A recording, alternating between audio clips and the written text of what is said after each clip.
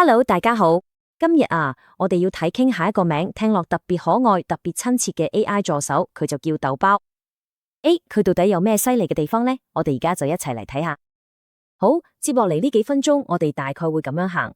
首先，豆包到底係何方神聖？然後我哋會睇下佢點樣變成我哋嘅隨身小老師，我哋嘅創意啦啦隊，甚至係超強嘅文件處理高手。最後呢，我哋一齊嚟睇下，好似豆包咁樣嘅 AI 助手，未來仲可以帶俾我哋啲咩驚喜？行啦，好，但我哋就直接切入主題。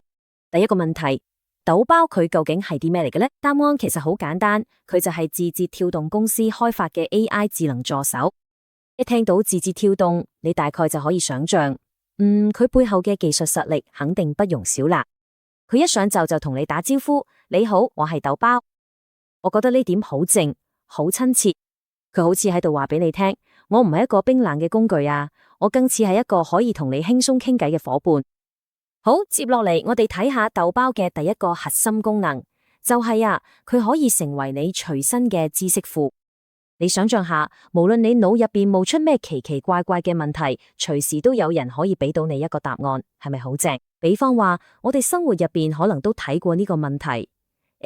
蛋黃嘅顏色越深，係咪就代表咗越有營養好似呢種常見嘅小迷思，豆包就可以好快淡俾到你一個科學嘅講法，幫我哋搞清楚真相。而且佢嘅知識庫仲唔止係生活常識咁簡單，仲包含咗各種有趣嘅冷知識，好似呢個。點解好多經典嘅卡通人物都戴住手套呢一種問題佢竟然都可以回答，完全可以滿足你嘅好奇心。更有意思嘅係咩呢？佢仲可以俾到你一啲主觀嘅建議。比方話，你問佢有咩特別送飯嘅情景喜劇，你睇呢個就代表豆包唔單止會回答事實性嘅問題，佢仲可以明你嘅需求，變成你嘅生活娛樂小顧問。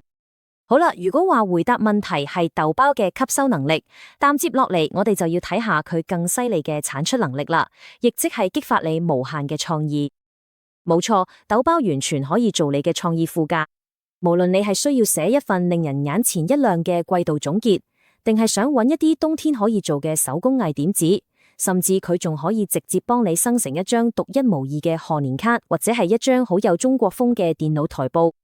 你睇，由文字到視覺創作，佢都可以幫到手，真係非常實用。